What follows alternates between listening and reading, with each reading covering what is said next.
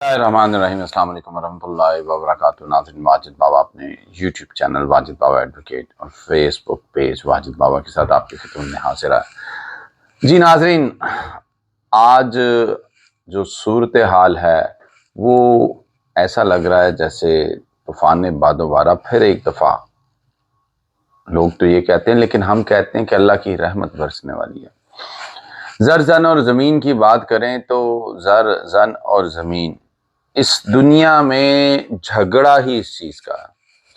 وسائل پہ جھگڑا. آپ امریکہ کو دیکھ لیں کہ ہر جگہ زر اپنے قابو میں کرنے کے لیے امریکہ نے کام کیا ہوا ہے. لیکن ہم سب سے اہم چیز یہ دیکھتے ہیں کہ زمین کے حوالے سے بے شمار معاملات، بے شمار مسائل ہیں، اور زمین کی صورتحال ایسی ہے کہ زمینوں پہ اکثر قبضے ہوئے ہیں، اور ایسے ہی امریکہ بھی قبضے کرنا چاہ رہا ہے. لیکن جو پاکستان میں اور پنجاب میں ایک قانون بنا ہے، قبضہ مافیا قبضہ ایکٹ، اور قبضہ مافیا کو اس ایکٹ کی زد میں لایا گیا ہے، اس حوالے سے پھر میں بات کروں گا، کیونکہ بے شمار کوئریز آپ سننے والوں کی طرف سے آ رہی ہیں اور بے شمار کال جاتی ہیں اور بے شمار چیزیں ہیں. یہاں پہ ایک کیٹیگورک ایشو یہ ہے کہ قبضہ ٹریبیونل کب بننے جا رہے ہیں. ناظرین، میں یہاں پہ آگے بڑھوں اس سے پہلے میری درخواست ہے میرے چینل کو برائے مہربانی سبسکرائب کریں. اگر کیا ہے تو سیلوٹ، بیل بٹن کو آن کر دیں. ناظرین، بات یہ ہے کہ ہمیشہ عدل و انصاف کی بات عدالتوں میں ہوتی ہے.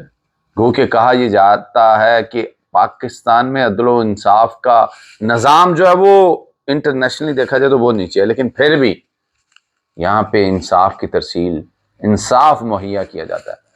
اب بات صرف اتنی کرنا چاہوں گا کہ آپ نے جو درخواست دینی ہے وہ پراپرٹی ٹریبیونل میں دینی ہے، اور پراپرٹی ٹریبیونل جو کہ 20 دسمبر 2025 کو بنا دیے گئے تھے، جن کا نوٹیفیکیشن کر دیا گیا تھا، لیکن بعد ازاں 22 دسمبر 2025 کو قابل احترام چیف جسٹس صاحبہ نے اس ایکٹ کو ہی معطل کر دیا، کیونکہ پہلے یہ قبضہ آرڈیننس تھا، بعد میں یہ 18 دسمبر 2025 کو ایکٹ میں تبدیل ہو گیا.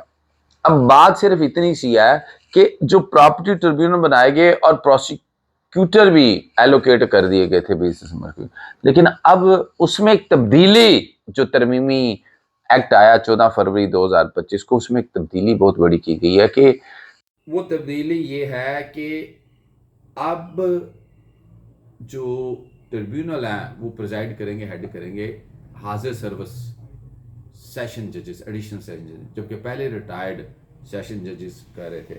تو اب یہ ٹریبیونل جو ہیں یہ جب بنیں گے، جب فنکشننگ اپنی کریں گے، تو درخواست جو ہے آپ نے وہ ٹریبیونل میں دینی ہوگی، اور ٹریبیونل کا قیام جو ہے وہ جلد ہی عمل میں آنے والا ہے، کیونکہ جب تک باقاعدہ نوٹیفیکیشن نہیں ہوتا تو ٹریبیونل کام کرنا شروع نہیں کریں گے. اور جو پہلے سے درخواستیں زیر التوا پینڈنگ پڑی تھی، جو کہ قبضہ کمیٹی تھی، جو اب ختم ہو کے اسکروٹنی کمیٹی بنی ہے، تو وہ بھی درخواستیں آپ کی ٹریبیونلز میں آ کے دائر ہوں گی، اور ٹریبیونل ہی اس کو ٹیک اپ کرے گا. اس کا ایک طریقہ کار واضح کر دیا گیا ہے کہ ٹریبیونل کے پاس آپ درخواست دیں گے، اس میں درخواست کا متن میرے پچھلے 2 ویلاگز میں آپ اگر سنیں گے تو آپ کو پتہ چل جائے گا لکھنا کیا کیا ہے.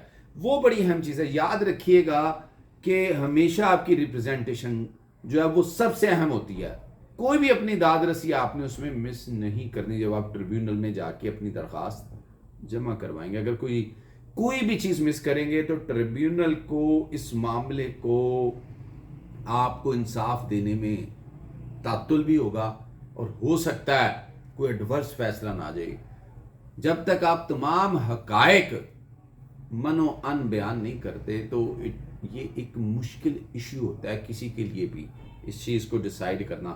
لیکن یہاں پہ اب جب ٹریبیونل اپنا فنکشن شروع کریں گے تو ٹریبیونل درخواست لینے کے 3 دن کے اندر اسکروٹنی کمیٹی کو درخواست بھیجیں گے، اور پھر وہ اسکروٹنی کمیٹی اسکروٹنائز کر کے ٹریبیونل کو بھیجے گی. اور پھر میں اسکروٹنی کمیٹی کا جو پروسیس ہے وہ بعد میں آپ سے ڈسکس کروں گا، پہلے میں بتا چکا ہوں.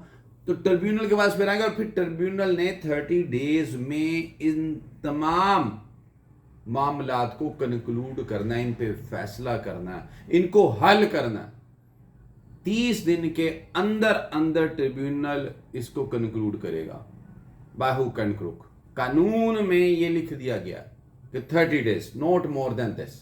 اب 30 دن میں آپ نے ایکٹیولی اپنے معاملات، اگر اسکروٹنی کمیٹی سے جو بھی کوئی فیصلہ، جو بھی کوئی فائنڈنگ، جو بھی کوئی رپورٹ آتی ہے، فیصلہ تو نہیں آئے گا، رپورٹ آئے گی، فائنڈنگ آئے گی، کیونکہ فائنڈنگ، تو اس پہ آپ نے عدالت میں بھی جا کے ان تمام معاملات کو، ان تمام چیزوں کو آپ نے باقاعدہ طور پہ پریزنٹ کرنا.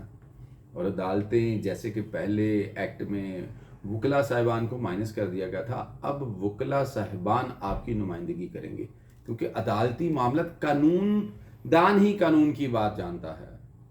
کوا چلا ہنس کی چال اپنی بھی بھول گیا، ایسا ممکن نہیں ہے. کیونکہ قانون دان، قانونی دماغ رکھنے والا شخص جب تک آپ انگیج نہیں کریں گے، آپ ہائر نہیں کریں گے، تو it would be really difficult. یہ مشکل ہوگا، یہ ایک مشکل کام ہوگا کہ آپ جا کے عدالت کو اپنا کیس پریزنٹ کر سکیں.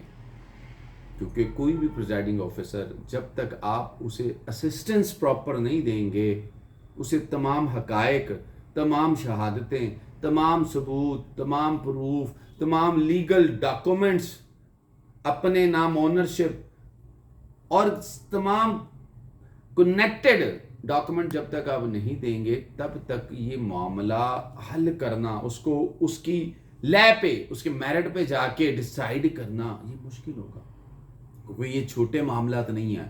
کروڑوں اربوں کی پراپرٹیز ایسی ہیں جن پہ قبضہ مافیا قبضہ کر کے بیٹھا ہوا ہے، لیکن جن لوگوں کی پراپرٹیز پہ قبضہ ہے وہ اپنی پراپرٹیز نہیں چھڑوا سکتے، کیونکہ قبضہ مافیا اتنا اسٹرانگ ہے. لیکن اب اس قبضہ ایکٹ کے تحت پراپرٹی ٹریبیونلز کے ذریعے آپ کے قبضے چھڑوائے جائیں گے.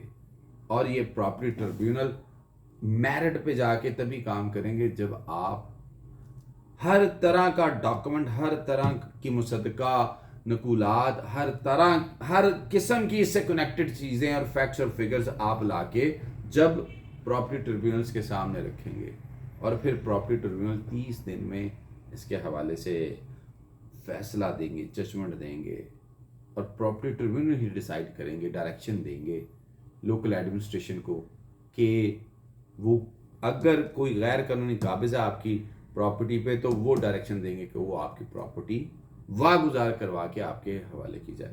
باقی اگر کوئی پارٹی اگریوڈ ہوتی ہے پراپرٹی ٹریبیونل سے، تو اس نے کیا کرنا ہے، کس طرح اپیل دائر کرنی ہے، کہاں جانا ہے، وہ انشاءاللہ میں آپ کو اگلے ویڈیو میں بتاؤں گا. امید ہے کہ آپ کی رہنمائی ہوئی. کوسچن ہو آپ مجھ سے پوچھ سکتے ہیں.